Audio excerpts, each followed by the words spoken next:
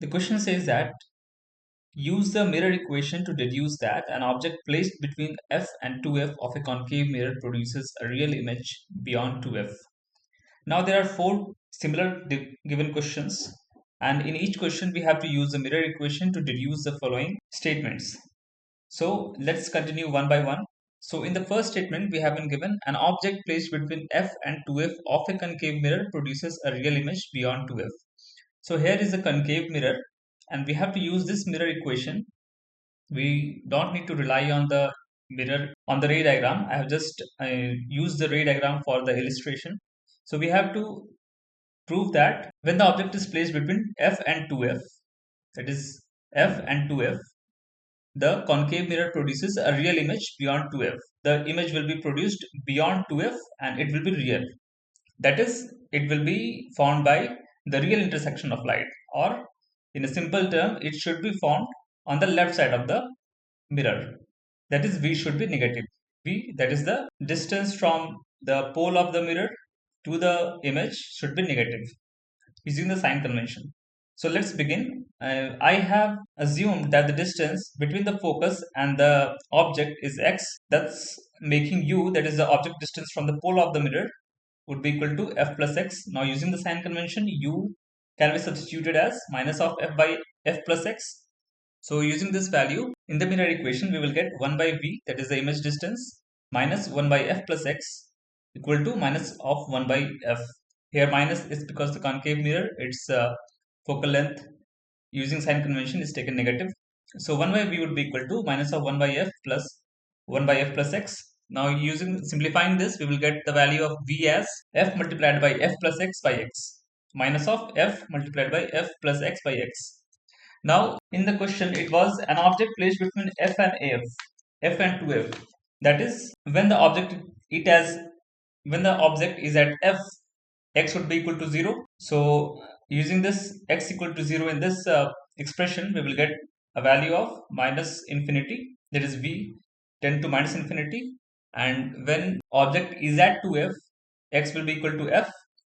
Using the value of f in the place of x, we will get a value of minus of 2x. So in this expression, we see that the image lies between minus of infinity to minus of 2f. Thus, the image is real as it is forming by the real intersection of the rays. And in the question also it was given that we have to prove that when the object is placed between f and 2f of the concave mirror, then it produces a real image beyond 2f. And the image is also beyond 2f. The second question was, a concave mirror produces a virtual image independent of the location of the object. So a convex mirror produces, the question B was, a convex mirror always produces virtual image independent of the location of the object. So here we have been given a convex mirror and we have to prove that it will always produce virtual image irrespective of the position of the object. So here I have assumed again u, the magnitude of u as x. So using sign convention, we can write u as minus x. Substituting in this mirror equation, we will get 1 by v minus 1 by x equals to 1 by f. Here f is positive because it is a convex mirror. And simplifying this, we will get the expression for v, that is fx by f plus x. Here we see that for x equals to 0, v is always equals to 0.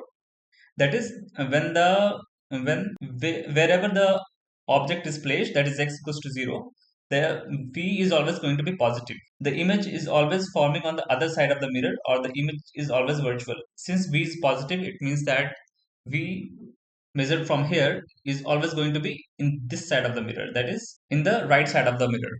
Thus there will always be a virtual image forming for this case. Now the third question was, the virtual image produced by a convex mirror is always diminished in size and located between focus and the pole.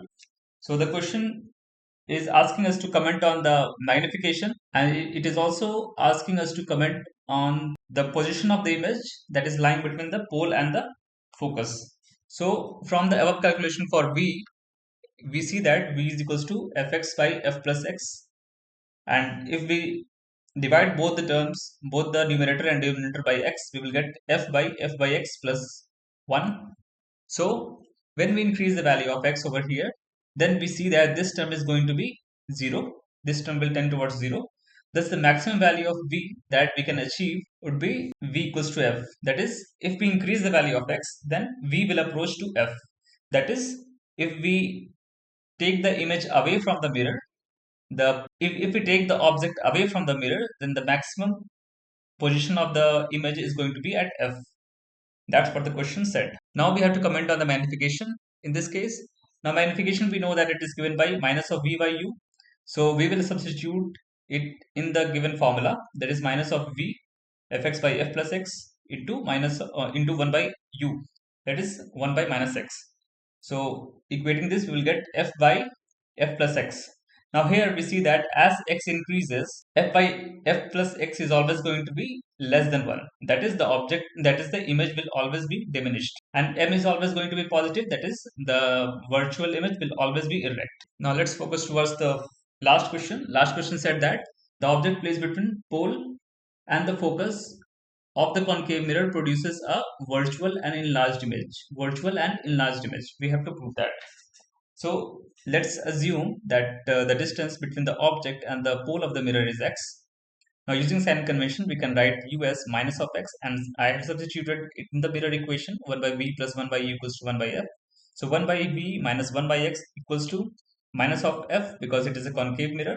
Now again, solving for v, we will get the value of v as fx by f minus x. So now for u equals to minus f x equals to f, that is, using this value of x in this expression, we will get the value of v as infinity. That is, when the object is at focus, the image will be at infinity. Now, for the case when u is between f and 0, or the object is between focus and the pole, we will get a value of v as positive, because x will always be less than focus in magnitude. Thus, this both term is going to be positive, thus v is going to be positive. And what it means that v is positive? We see that if v is positive, the mirror will always form the image in the right side of the mirror. That's why we can say that the image will always be virtual. Now let's comment on the magnification. So substituting the values of v and u in the magnification formula, we will get the value of m as f by f minus x. Now since f minus x will always be less than f, thus the value of m will always be greater than 1. Now here you should mark that I have used the sign convention for x over here. So x will always be positive over here. So that is why f minus x will always be less than f. So m will always be greater than 1, or the image will always be enlarged. That's how we have proved all those 4 statements that were given using the mirror formula. Thank you.